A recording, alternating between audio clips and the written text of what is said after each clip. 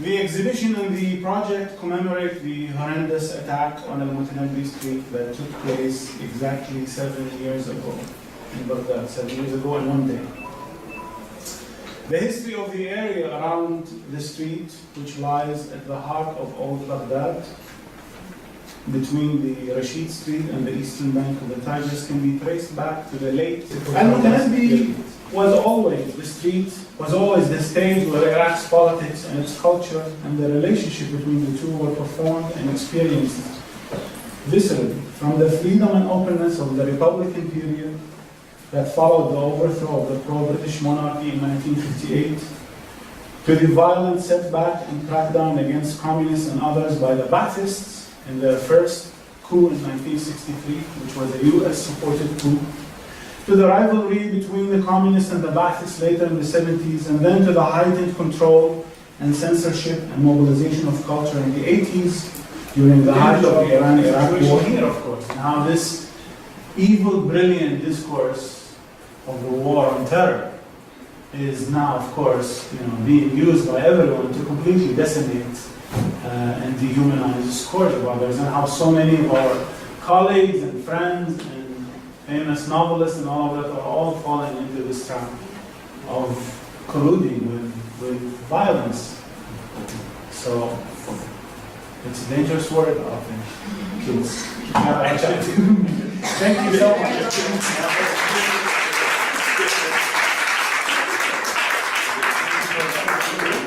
Keep looking for the light at the end of the tunnel. It's a train.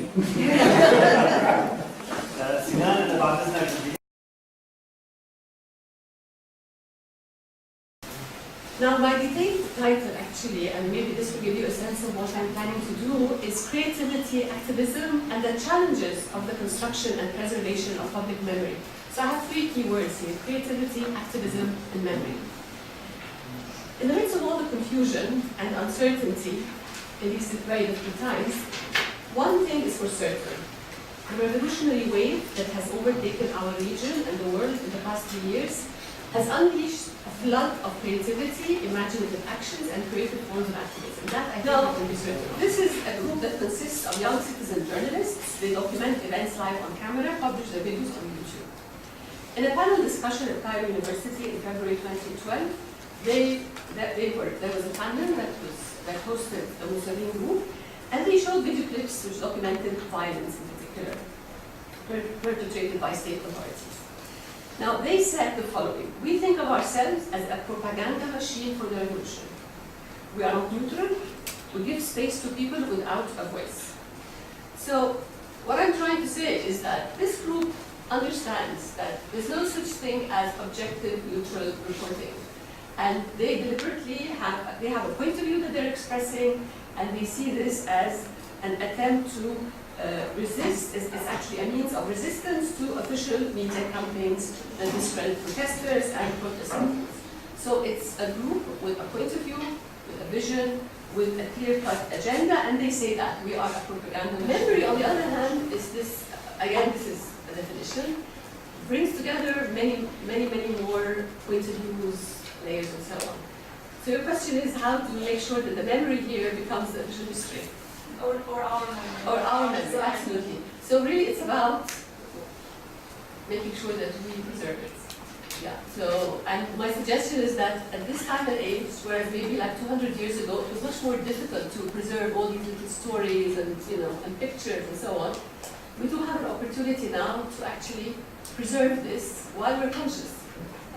So hopefully we'll be providing better material, better source materials for future historians to write about this period.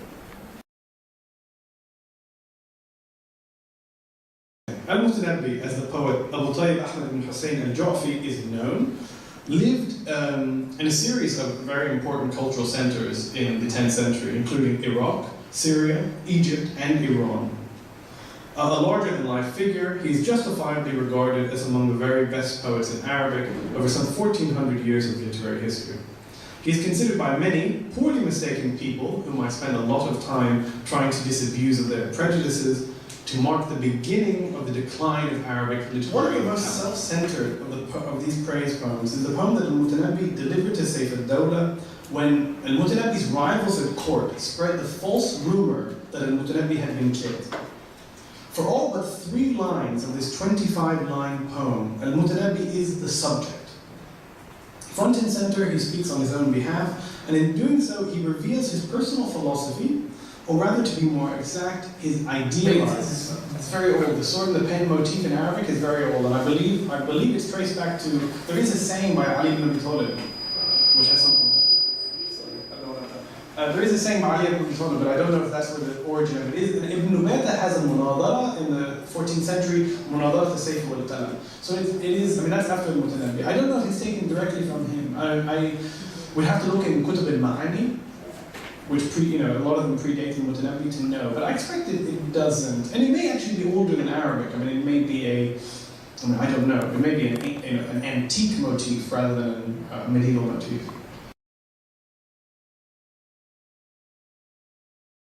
But just by way of introduction, when Amanda Fields and I proposed Imagining the Book, we envisioned a course that would allow students to take a work in progress, a story or a series of poems, or perhaps an essay, or perhaps something that was done in a previous course, and to begin to develop it, addressing all the attendant questions of focus and structure and placement within the context of culture and genre. Into a long It's possible that some of you have questions for some of the students, or there are some other students in the course as well who are sitting in the audience, but I'm sure that any of them would be happy to answer any questions you have. I want to thank the students for their wonderful presentations. But I have a question. In imagining the book, you wrote manuscripts, right? Did you also try to imagine the book like the cover, or illustrations, or notes to explain what Dalit is, I mean, did you try to do that, or just, the text itself?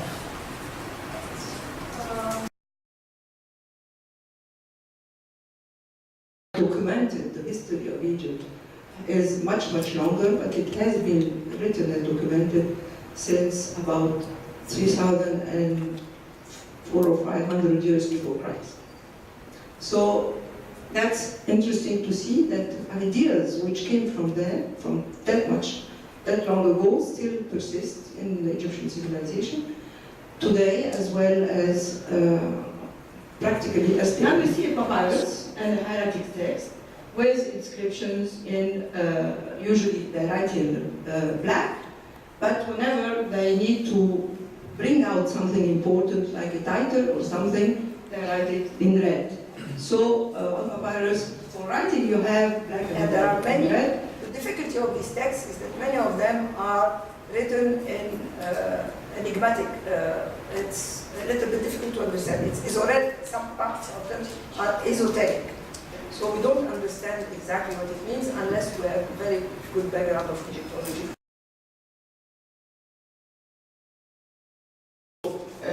What I'm going to present today is how to make the marble paper, and also to show you that and demonstrate that marble paper is not just limited to the paper for the binding of books.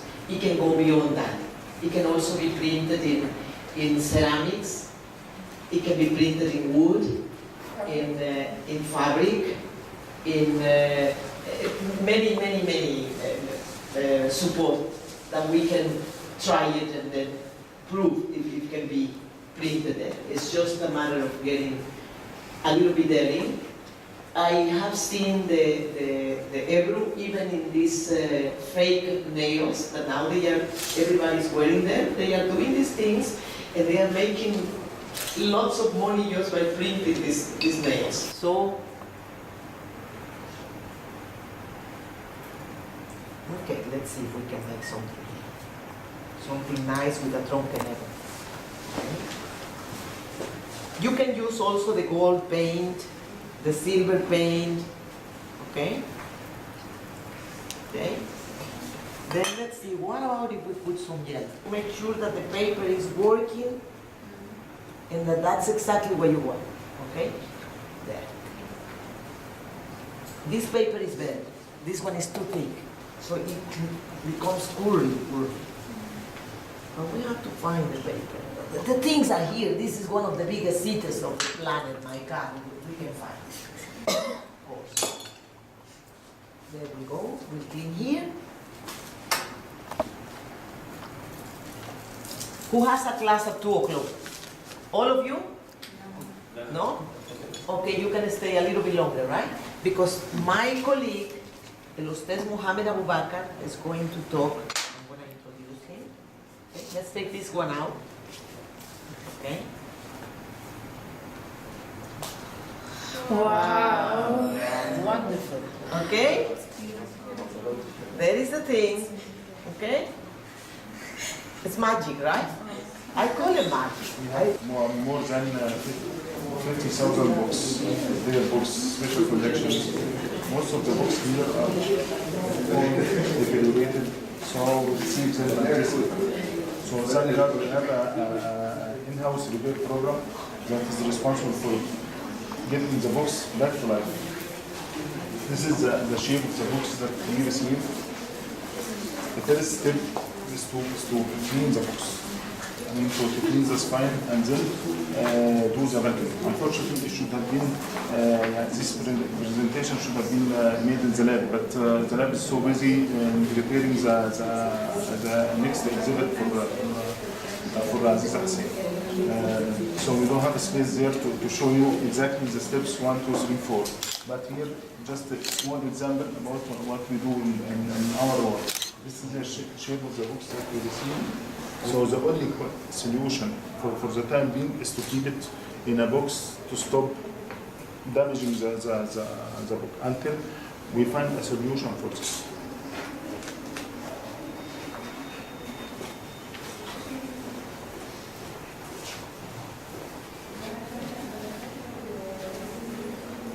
Other situations,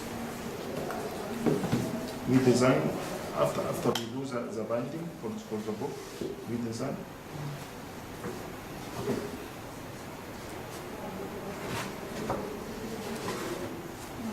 It's also cardboard.